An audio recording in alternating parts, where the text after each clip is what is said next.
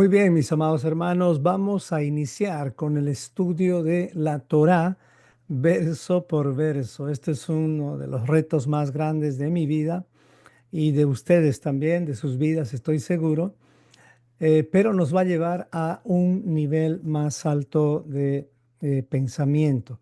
La Torá es una de las herencias más grandes que el Señor nos ha dejado, por no decir la herencia más grande que es su palabra. Así es que comencemos. El título es La Torá verso por verso, y en esta sesión número uno vamos a hacer la introducción basados en el versículo de Mateo 24:35 que dice así: El cielo y la tierra pasarán, pero mis palabras no pasarán. Vamos a orar, amados hermanos. Amado Señor, te damos gracias por este día. Queremos pedirte que tú nos des tu dirección, que tu espíritu nos guíe a tu verdad y que toda la información que vayamos entregando en esta sesión sea al mismo tiempo una revelación que el Espíritu de Dios, que tu Espíritu va a hacer con las personas. La información sin revelación no es nada, Señor. Necesitamos tu revelación para entender toda esta información. No nos creemos dueños absolutamente de nada. Todo lo que vamos a explicar aquí es algo que ya estaba en la Biblia y además hemos aprendido de algunos de nuestros hermanos. Gracias, Padre, que la gloria solamente es tuya. Te pido que cada estudiante que escuche este material pueda amar más tu palabra y acercarse más a ser un verdadero discípulo de Yeshua. Oramos esto en nombre de Yeshua y por sus méritos. Amén y amén. Muy bien, la Torá verso por verso, sesión uno, introducción. Pues vamos, quiero empezar con un dicho que es muy importante para mí, que dice así: la verdad no tiene defensa contra alguien que está decidido a creer una mentira. En otras palabras, cuando hablamos de la Torá, hay muchos puntos de vista y también al mismo tiempo hay muchísimos materiales que te pueden ayudar a estudiar la Torá. Pero a pesar de que tengas la Torah en tus manos, si tú has decidido creer una mentira, mira, aunque te muestren todas las pruebas, aunque con la misma Biblia te muestren que estás equivocado, eh, nadie va a poder convencerte si tú has decidido creer esa mentira a pesar de las pruebas. Entonces tiene que llegar un momento en tu vida, en la vida de todas las personas en las cuales digamos, voy a basar mi vida en un fundamento estable. Y pues tú tienes que elegir ese fundamento estable. En mi caso, yo he elegido que ese fundamento estable sea la palabra de Dios, es decir, la Biblia.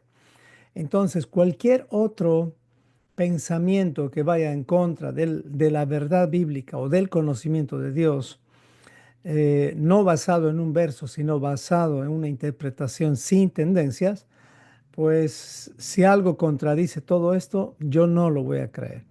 Muchas veces decimos, y esto es algo que lo digo muchas veces, si la Biblia lo dice y la historia lo confirma, voy a creer en eso. Pero si la Biblia lo dice y la historia dice otra cosa, como que tengo que analizar eso antes de creer. Así que entendamos algo muy importante. La Biblia nunca va a contradecir la historia. La historia en realidad confirma lo que la Biblia dice. Así que tengamos cuidado. La verdad no tiene defensa contra alguien que está decidido a creer una mentira.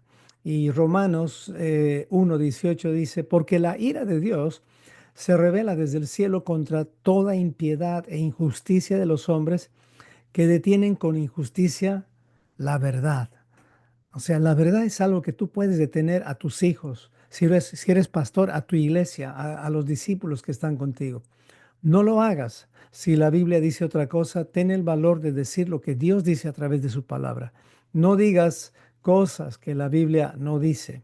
Así que tengamos mucho cuidado con relativizar las verdades absolutas que están mencionadas en la Biblia, pues si hacemos esto estamos demostrando que no tenemos temor de Dios.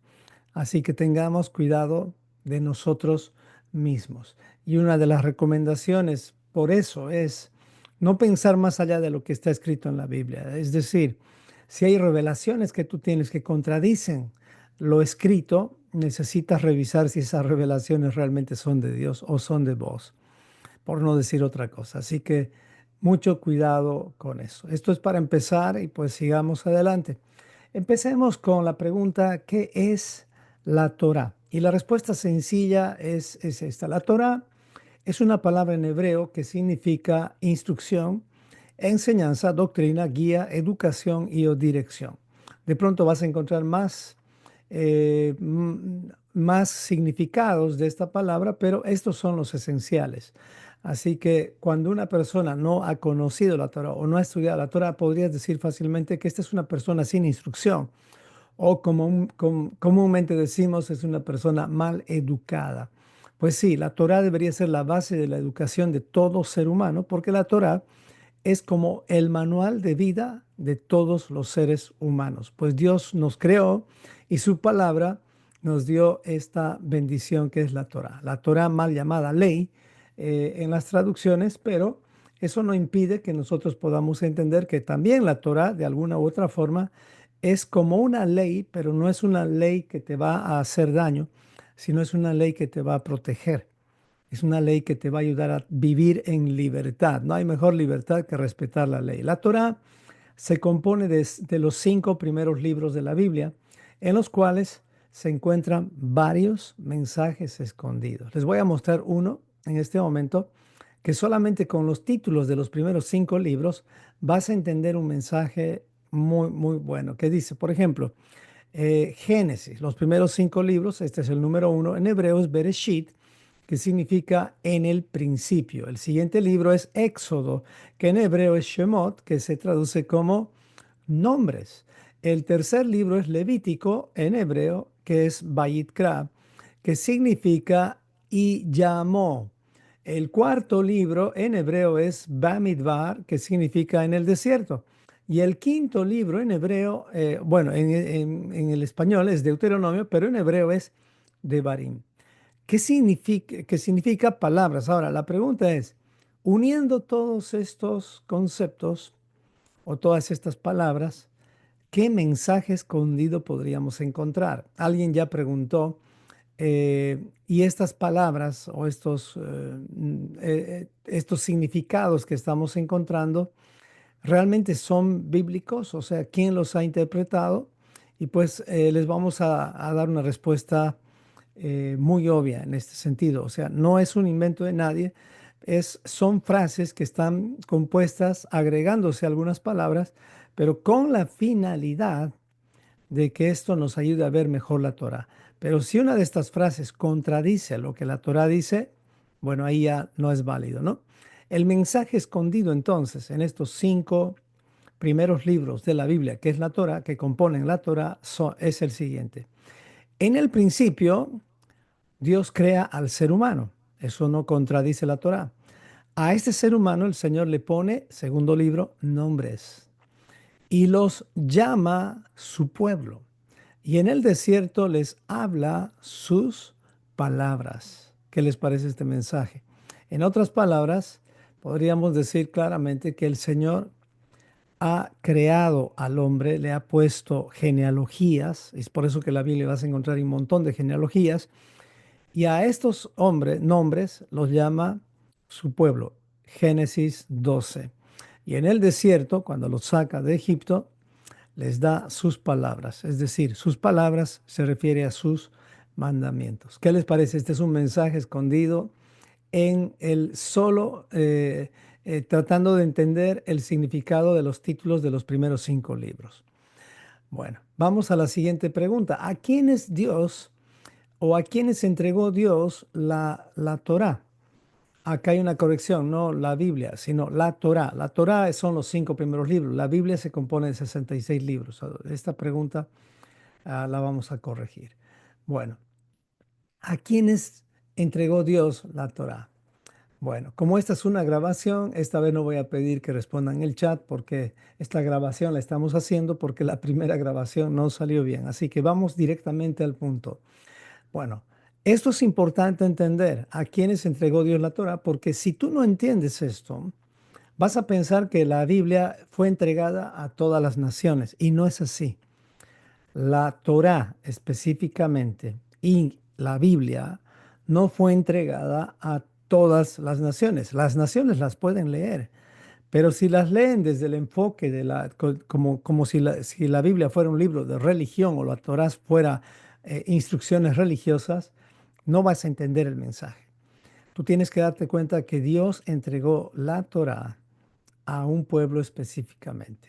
Y pues veamos más a detalle esto en la misma Biblia. Y dice Deuteronomio capítulo 5, y llamó Moisés a todo Israel y les dijo, Israel, los estatutos, oye Israel, los estatutos y decretos que yo pronuncio hoy en vuestros oídos, apréndanlos y guárdenlos para ponerlos por obra. El Señor nuestro Dios hizo pacto con nosotros en Horeb, o sea, Sinaí. Dice, no con nuestros padres hizo Jehová este pacto, sino con nosotros, todos los que estamos aquí hoy vivos. ¿A quiénes estaba hablando Moisés? A todo Israel. Entonces, la pregunta, ¿a quiénes entregó Dios la Torá? Pues entregó a todo Israel. ¿Y qué Israel? Pues ese Israel que en su significado es aquel que es gobernado por Dios. No estamos hablando del Israel que está en el Medio Oriente o del Israel, vamos a decir que a veces le llamamos el Israel espiritual. No, esto fue entregado a todo aquel que quiere ser Israel. Y ese que quiere ser Israel, en otras palabras, es aquel que quiere estar en pacto con el Señor. En otras palabras, la Torá no fue entregada a los judíos ni a las denominaciones o a las religiones. Los judíos son parte de las 12 tribus, pero no fue a ellos que la Torá fue dirigida. La Torá fue dirigida a todo Israel, incluidos los judíos. Pero la Torá no fue entregada a las denominaciones, no fue entregada a las religiones. Cuando ellos toman la Torá o la Biblia en sus manos, van a llegar a conclusiones que están fuera del plan de Dios. Y esto fue lo que ocurrió en el monte Sinaí. En otras palabras, este pacto o la Torá fue entregado a la nación de Israel como una constitución política, no como un libro religioso. Israel es la nación del libro, es la nación del pacto. Así que tenemos que considerar que Dios separó a Israel, una nación pequeña, del resto de las naciones. Es por eso que cuando Dios hace pacto, le dice a Abraham, en tu simiente serán benditas todas las naciones o familias de la tierra. En otras palabras, en sus descendientes, en aquellos que están en Yeshua también, obviamente que son, dice la Biblia, si nosotros somos de Cristo, estamos en el linaje de Abraham somos y herederos de las mismas promesas. Y eso no tiene nada que ver con genealogía directamente, porque uno no podría decir yo soy judío, yo soy de Rubén o yo soy de una de las tribus, sino lo más importante es estar en Yeshua, como Él siendo nuestro rabino o nuestro maestro, ¿ok? Bueno, cuando estudiamos la Torah, hay dos enfoques que tú podrías tener. Uno de ellos es el que tú estás adoptando. Veamos, dos enfoques para iniciar tus estudios en Torah, ¿ok?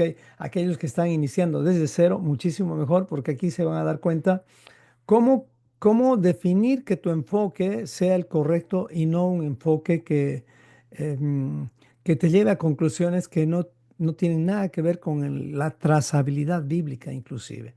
Veamos. El primer enfoque que vamos a mencionar es el enfoque hebreo. ¿Qué es el enfoque hebreo? Y eso es algo que nos va a ayudar a entender que este libro no lo puedes leer sin ese enfoque, porque la Biblia es un libro hebreo, es un libro para aquellos que han cruzado del paganismo hacia el reino. Por eso es que la Biblia habla de terminologías de reino desde el principio hasta el fin. Desde el Génesis vas a encontrar terminologías que tienen que ver con un reino más que con un país democrático, diríamos, ¿no? O con una denominación. Entonces, es importante entender que el enfoque hebreo es la base para que tú puedas estudiar la Biblia de forma correcta. El otro enfoque es el enfoque gentil o greco-romano. Entonces, son dos enfoques importantes, enfoque hebreo y enfoque gentil o greco-romano. Veamos, en el enfoque hebreo, número uno, vas a encontrar al Israel bíblico.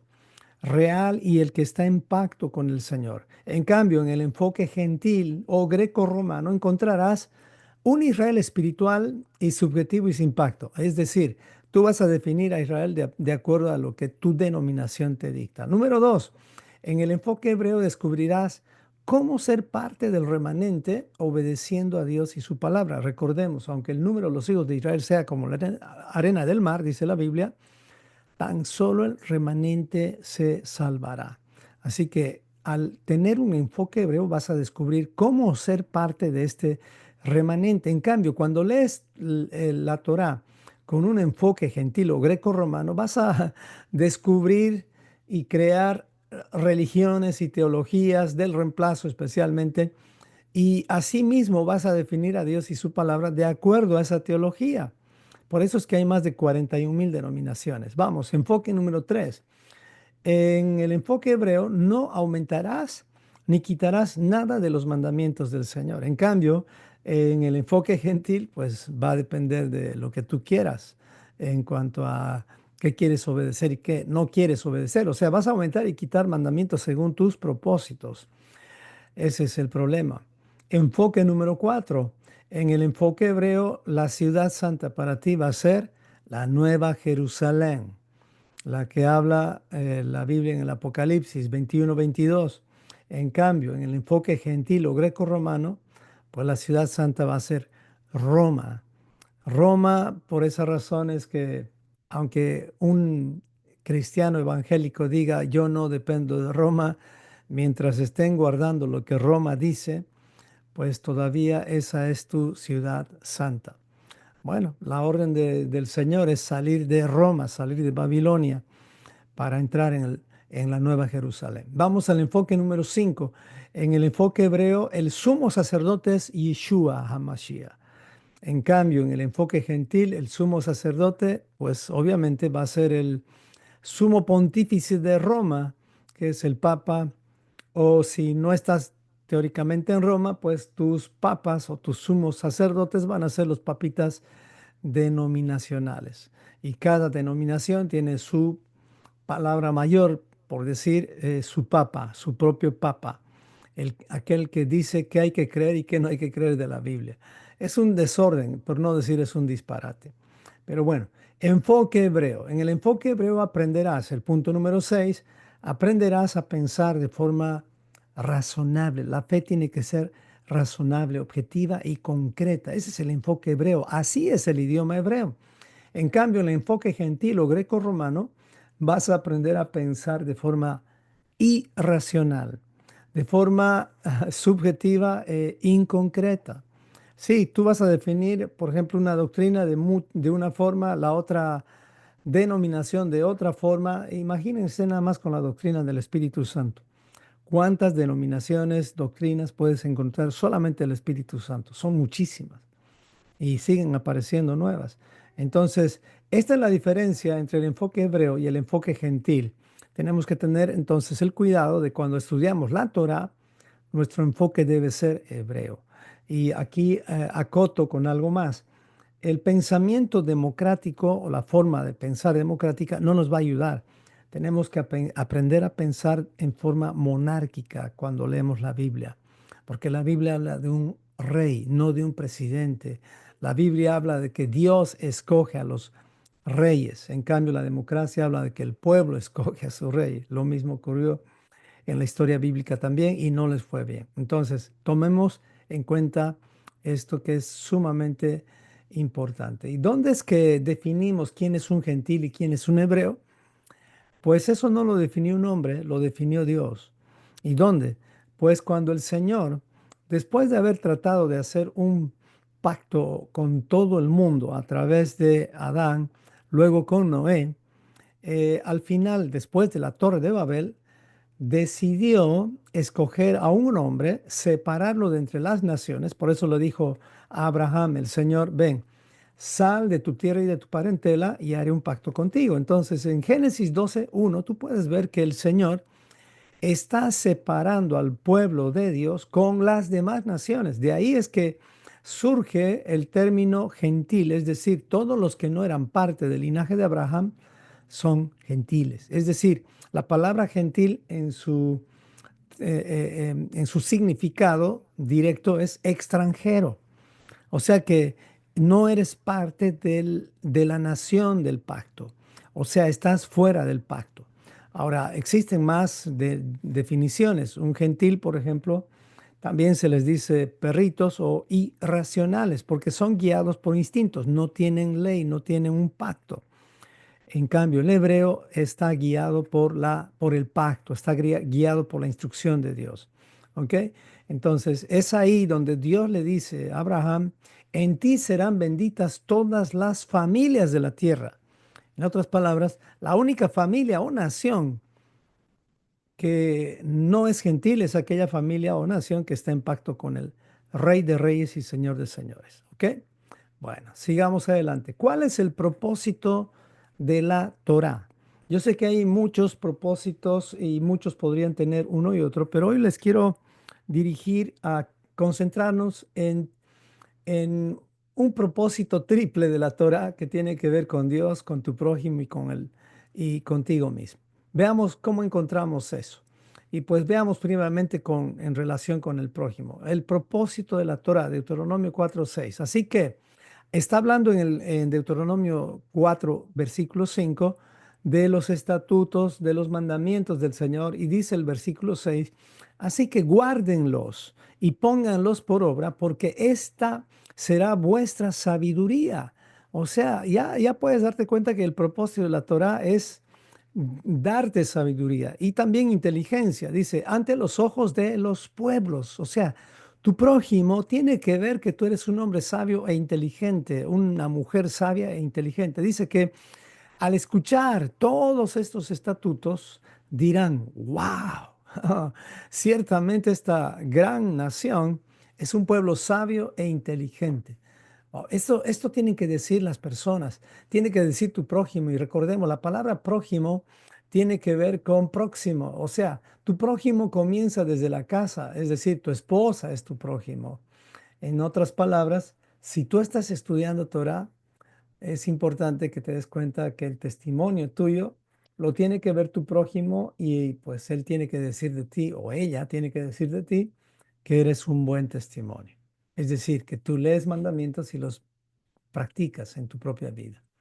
Veamos, relación contigo mismo. Dice Salmo 19:7, la ley del Señor es perfecta que convierte el alma. Esto quiere decir que nosotros mismos no vamos a poder cambiar nuestras vidas, ni siquiera las vidas de los demás. Lo único que va a cambiar nuestra vida, nuestra propia vida, nuestra alma, es la Torah de Dios, es decir, la instrucción de Dios. Es lo único que transforma o que convierte el alma. En otras palabras, yo voy a cambiar, o sea, mi relación conmigo mismo va a ser mejor cada vez que tengo una mejor relación con la palabra de Dios. ¿Ok? Lo vas a ver ahorita esto en un resumen muy bueno. Juan 14:21, relación con Dios y con Yeshua. Dice, aquel que tiene mis mandamientos y los guarda, o sea, aquel que tiene la Torah y la practica, ese es el que me ama. ¡Wow! Y el que me ama será amado por mi Padre, y yo le amaré y me manifestaré a él. Esto es obviamente la forma en la cual Dios quiere relacionarse con nosotros. Esta es la forma, o sea, si me amas, guardas mis mandamientos. Esa sería la otra manera. Veamos cómo lo dijo Yeshua juntando o uniendo estos tres. Yeshua lo dijo de esta manera. Cuando le preguntaron justamente un escriba a Yeshua, y lo vamos a leer desde Marcos, lo puede leer también desde Mateo, en Marcos 12, 28 al 31, le preguntaron a Yeshua, Maestro, ¿cuál es el principal y gran mandamiento de todos? Y Yeshua respondió. Entonces dijo Yeshua, el primer mandamiento de todos es, y ahí dice el Shema, oye Israel, el Señor nuestro Dios, el Señor uno es, Shema Israel, Adonai Eloheinu, Adonai Echad. Dice, y amarás al Señor tu Dios con todo tu corazón y con toda tu alma y con toda tu mente y con todas tus fuerzas. Es una relación con Dios. Debemos amarlo por sobre todo. Y dice, este es el principal mandamiento y el segundo es semejante. ¿Cuál es el segundo?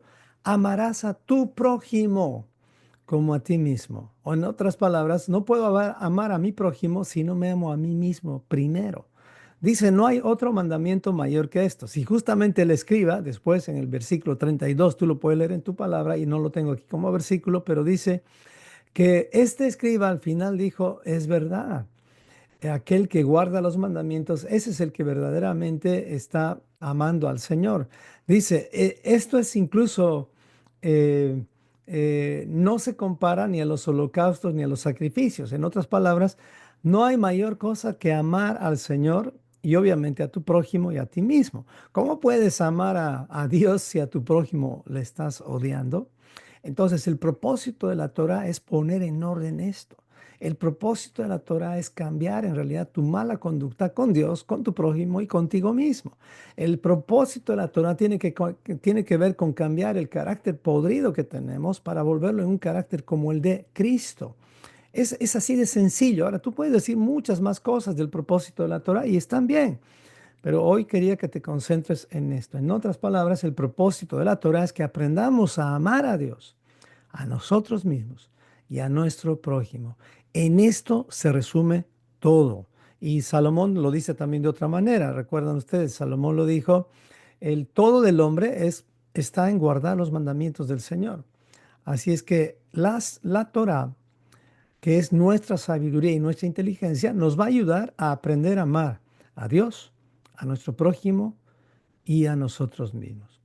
Esta sabiduría, la cual te da la Torah, ¿qué realmente significa? Y aquí la pregunta siguiente entonces sería, ¿y qué es la sabiduría de Dios? ¿Qué es esta sabiduría? Porque hay dos sabidurías, la sabiduría que viene de lo alto y la sabiduría obviamente que es terrenal. Esa es la mala. Pero veamos, la sabiduría que viene de Dios, esta sabiduría viene de la palabra Jokmah, de la concordancia Strong H2449. ¿Qué significa? La palabra sabiduría significa ciencia, entendimiento, inteligencia, saber, sabiduría y sabio. Wow, hasta aquí como que entendemos un poco el concepto, pero veamos con más profundidad cuando tomamos la palabra Hokmah y vemos que es una palabra compuesta por dos palabras unidas, las cuales son Hok, que significa fuerza, poder o capacidad, y la palabra Ma, que viene de mana, y la palabra maná significa ¿qué es esto?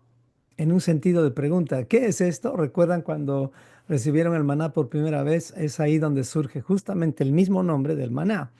Maná, que significa, que lo que pasa es que las personas veían lo que caía del cielo y decían, ¿qué es esto? Entonces, sabiduría, uniendo las dos palabras, significa la fuerza del qué o la fuerza del qué es esto. Es decir, la sabiduría es la capacidad o la fuerza de saber hacer preguntas. Eso es sabiduría. Y es por eso que la sabiduría es la llave para aprender a hacer, o sea, la llave de la sabiduría, perdón, es aprender a hacer preguntas. Aquí aprovecho para recordarles que les había enviado un material que tiene justamente 9 consejos para hacer buenas preguntas. Porque una de las cosas que queremos desarrollar en la comunidad con los estudiantes es que aprendamos a hacer preguntas. Y aquí le quiero dar un reto, es que en esta sesión usted trate de encontrar unas 2 o 3 preguntas de todo lo que estamos hablando, pero hacer preguntas que tengan que ver con el tema, ¿ok? Y vamos a avanzar por eso paso a paso, no se vaya a apurar, ¿ok? Vamos a seguir adelante. Entonces, la siguiente pregunta es, ¿por qué estudiar la Biblia verso por verso? Y si se da cuenta, estamos estudiando, estamos aprendiendo a través de hacernos preguntas, porque esa es una buena metodología de aprendizaje. Así que la pregunta ahora es, ¿por qué estamos estudiando la Biblia verso por verso? ¿Qué acaso no hay otros métodos para estudiar? Pues sí, hay varios métodos y justamente uno de los métodos más importantes en el estudio de la Torah es a través de las parashot, que son 54 parashas o porciones que son divididas en un año. Y eso es una forma de estudiar. Pero ahorita comentamos más sobre el asunto. Pero para ir a la respuesta directa es, nosotros estamos estudiando verso por verso porque para Una persona que no ha tenido una enseñanza desde pequeños o desde el nacimiento basados en la Torá, la forma más apropiada para aprender la Torá es justamente verso por verso, renglón por renglón, tras renglón, frase por frase, porque no hemos tenido la bendición de haber nacido en un hogar donde, por lo menos yo, donde nos han instruido con la Torá desde el nacimiento. Padre y madre instruyéndonos en eso. No tuvimos esa bendición como la tuvieron los judíos. Es más, ni aun ellos, después del cautiverio en Babilonia, 70 años, cuando los hijos de los hijos de los hijos ya no hablaban hebreo, hablaban arameo, ellos mismos tenían que tomar medidas para que los hijos aprendan la Torah. Es por eso que surge un método de estudio llamado trienal que consistía en enseñar la Torah en 3 años. Las parashot se aprende en un año o se estudia en un año, pero ya estamos hablando de gente que ya tiene buena base en la Torah. En cambio, nosotros no. Y es más, ni siquiera es que no tenemos buena base. Estamos mezclados con lo que conocemos de la Biblia. O sea que hay que aprender a desaprender primero para aprender la Torah. Wow, me parece complicado, un trabalenguas, ¿no? Pero mira, por ejemplo, muchos dicen deberíamos estudiar en parashots. Ok, le voy a mostrar nada más, para ejemplo, una lista anual de parashots que tiene 54 parashas que son las siguientes. Por ejemplo, la primera parashá, que es Bereshit, y solamente el libro de Génesis tiene 12 porciones o 12 parashas, y justamente estas 12 están cada una con un promedio de más de 110 versículos. Les pregunto, ¿tú tendrás la capacidad de estudiar con cuidado 110 versículos semanales? Aquí es donde ya te tienes que preguntar si tienes esa capacidad. Tal vez sí algunos, y dale, si tú tienes esa capacidad, adelante. Pero estoy seguro que la mayoría no tenemos esa capacidad. Es más, necesitamos este calostro, tomarlo con cuidado, sin apuros. La Torah es parecido al calostro que toma un bebé, es la primera lechita. Eso necesitamos en nuestras vidas. Así que nada más la primera parashá de la Torah es Bereshit, que abarca de Génesis 1:1 a Génesis 6:8 y tiene 146 versículos. En otras palabras, yo en la reunión de Shabbat, yo lo que debería hacer es simplemente dar algunas conclusiones de los 146 versículos, suponiendo que todos han estudiado los 146 versículos durante la semana, lo cual no es cierto. No es cierto. Es por eso que el profeta Esdras incluso, él trató justamente, esto ya es después de Persia, después de Babilonia, obviamente, ya en el transcurso donde Grecia ya estaba entrando, ¿qué es lo que hizo Esdras? Lo que hizo fue hacer que el estudio de la Torah sea 3 veces por semana. Según lo que recuerdo, creo que estudiaban los lunes, los jueves y los sábados, haciendo que nunca estén sin estudiar la Torah 3 días seguidos. Ese es un método de Esdras. Esdras fue quien compiló toda la Torá y toda la Biblia, todo el Tanaj, en los 39 libros que tenemos en el mal llamado Antiguo Testamento. Entonces, ya nada más para entender por qué no estamos estudiando en Parashots, es justamente darnos cuenta que no tenemos todavía ese nivel o por no decir esa capacidad. Esperemos que eso ocurra. Yo creo que eso va a ocurrir ya con mi nieto. Mi nieto está siendo educado en base a, con 2 personas que ya están en Torah. Y eso seguramente va a hacer que mi nieto tenga esa capacidad. Pero bueno, vamos a la realidad. Nosotros todavía, por lo menos la mayoría, no tiene esa capacidad. Bueno, hasta aquí hemos llegado con esta sesión, la parte introductoria, y vamos a continuar con la sesión 2 en la siguiente parte. ¿Ok? Vamos a orar y pues esperemos que estos materiales, más que darte información, te incentiven a tener el deseo de tener la revelación de Dios en tu vida para poner en práctica estos principios de vida. Oremos. Amado Señor, nos acercamos a ti en gratitud para pedirte tu dirección y que a través de la guía del Espíritu, de tu Espíritu, Señor, podamos estar siempre en el camino de la verdad. Danos el valor de tomar decisiones respecto a lo que dice Jeremías 6:16, revisar si estamos o no en el camino correcto y tener el valor de hacer cambios en nuestra vida. Ayúdanos a tener conciencia de eternidad y no concentrarnos tanto en las cosas y en los afanes de esta tierra, Señor. Ayúdanos a, sí, tener conciencia de eternidad con los pies bien puestos aquí en la tierra, entendiendo que tenemos que nosotros primero ser verdaderos discípulos de Yeshua para después ir por los demás, nuestros hijos, nuestras familias, nuestros parientes y luego nuestros vecinos y luego las naciones, Señor. Pero ayúdanos a que esta palabra no nos engorde solamente, sino nos motive, nos incentive, nos entusiasme para poder ser hacedores de discípulos, Señor, hacedores, pescadores de hombres. Ayúdanos a ser así, según tu instrucción, Yeshua. Gracias, Padre, por tu bendita palabra. Oramos todo esto en nombre de Yeshua y por sus méritos. Amén y amén. Hasta aquí llega la grabación y esperemos el siguiente material. Bye bye.